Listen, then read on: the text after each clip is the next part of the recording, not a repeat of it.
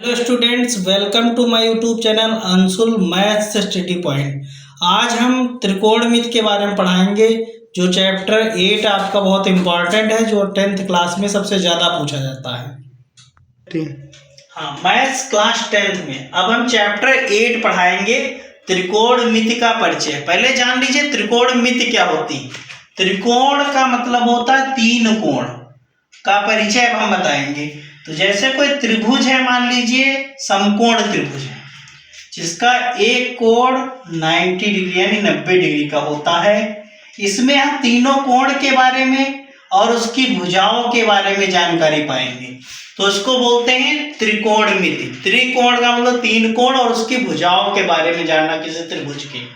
अब देखिए, सबसे पहले हम इसके सूत्र पे चलते, बेस से इसको लेके चलेंगे। तो बेस क्या होती है, सबसे पहले हम समकोण त्रिभुज एक बनाएंगे। समकोण त्रिभुज का मतलब होता है जिसमें एक कोण क्या होगा आपका 90 डिग्री का। तो ये 90 डिग्री का एक कोण हो गया और ये हमारा बन गया त्रिभुज। तो देखिए, अब इसका हम नाम दे देते हैं ABC, एक त्रिभुज है। अब समझ लीजिए ये 90 डिग्री है। अगर इसमें ऐसे ये मार्क्स बना हुआ है, इसका मतलब ही ये 90 डिग्री होता है। अब 90 के सामने की भुजा हमेशा कर्ण होती है और ये वाली भुजा लंब होती है, और जो बची भुजा वो है आपकी आधार। अब इसमें 90 के सामने भुजा कर्ण कभी नहीं बदलती, लेकिन लंब और आधार हमेशा बदल सकते हैं। तो इसलिए अब देखिए इसके फार्मूले चलते हैं। इसमें 6 फार्मूले होते हैं। समकोण त्रिभुज की 6 फार्मूले पे हम बेस्ड चलते हैं। देखो, सबसे पहले क्या होता है, सबसे पहले होता है साइन। साइन होता है, अब देखिए साइन क्या होता है। साइन में हम यहां पर जैसे ए कोण ले ले, जैसे हम साइन ए की वैल्यू निकालें तो क्या हो जाएगा, ए के सामने की भुजा जो हम ए ले लिए हैं साइन के साथ में, तो ए के सामने की भुजा क्या आ जाएगी हमारी, लंब हो जाएगी। यानी कि जो कोण उसके सामने की भुजा लंब हो जाएगी, तो दूसरी भुजा क्या हो जाएगी आपकी, आधार।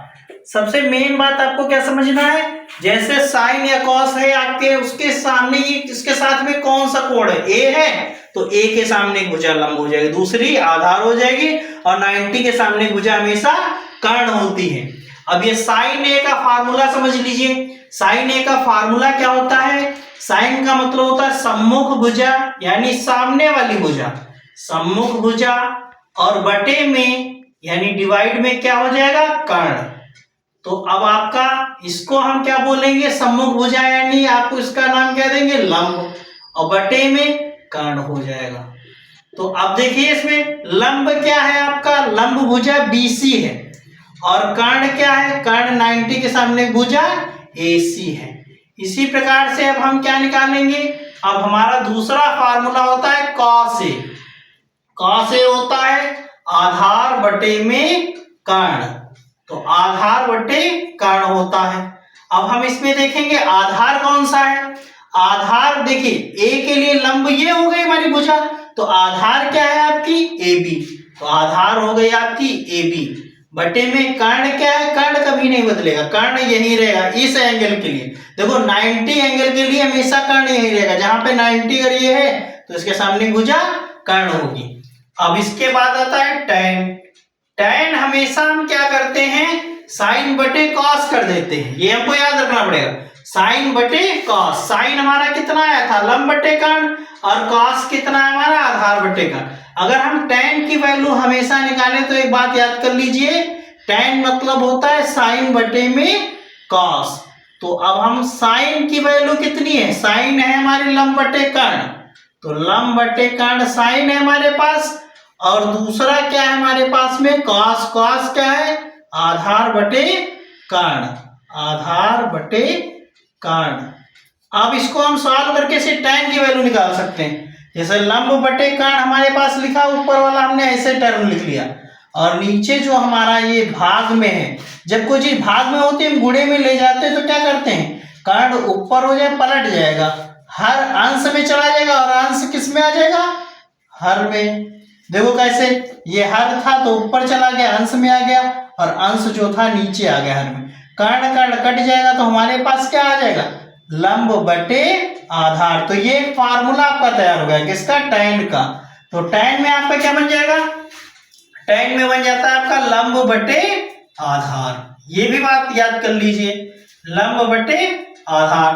अब हम अगर इसमें देखें कि लंब क्या है आधार क्या है, वो ऑलरेडी हमको पता है। लंब कितना है BC और आधार कितना है आपका, आधार है AB।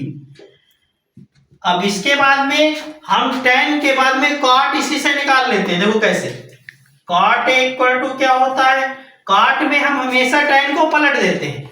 तो देखो कैसे पलटेंगे, आधार ऊपर हो जाएगा और लंब क्या हो जाएगा हमारा, नीचे आ जाएगा। आधार बटे लंब आपका cot बन जाएगा। तो आधार कितना है आपका AB और लंब कितना है आपका BC है। अब इसमें आता है cot के बाद में याद कर लीजिए sec आता है, और sec हमेशा ध्यान रखिए cos को पलटेगा। ठीक है, जैसे tan cot ने क्या किया, tan को पलट दिया, ऐसे sec किसको पलटेगा, cos को। अब cos को पलट दीजिए, cos क्या है हमारे पास, आधार बटे कर्ण, तो इसको पलट देंगे क्या बन जाएगा, कर्ण बटे आधार बन जाएगा। तो कर्ण कितना है हमारे पास, कर्ण है AC और आधार कितना है AB। अब इसके बाद में क्या आता है cosec। तो cosec A में क्या होता है, cosec A हमारा कहता है इसमें, देखो cosec में किसको पलटेंगे, साइन को। तो cosec A क्या हो जाएगा, इसको साइन को पलटेगा, साइन क्या है हमारा लंब बटे कर्ण, तो ये क्या बन जाएगा, कर्ण बटे लंब बन जाएगा। अब कर्ण हमारा कितना है, लंब कितना है, देखो कर्ण बटे लंब, कर्ण कितना है आपका AC और लंब कितना है आपका BC। अब एक चीज हमेशा ध्यान रखिएगा, पहले आप साइन का याद कर लीजिए, होता है लंब बटे कर्ण, तो फिर इसके बाद cos क्या होता है, आधार बटे कर्ण, जैसे कि इसकी साइड जो आएगी वो हमने लिख दिया। फिर tan क्या करेगा, tan साइन बटे cos कर लीजिए आप, जैसा कि हमने यहाँ पर शो किया, साइन बटे cos किया, लंब बटे कर्ण, आधार बटे कर्ण, और हमने इसको डिवाइड से मल्टीप्लाई में यानी भाग में था, गुणे में ले जाएंगे, कर्ण कर्ण कट जाएगा, लंब बटे आधार, यानी tan ए बराबर क्या आ जाएगा, लंब बटे आधार। ये हमने वैल्यू निकाल दिया, BC बटे AB आ जाएगा। अब tan जब हमने निकाल लिया, cot क्या करेंगे, tan को पलट देंगे, आ जाएगा।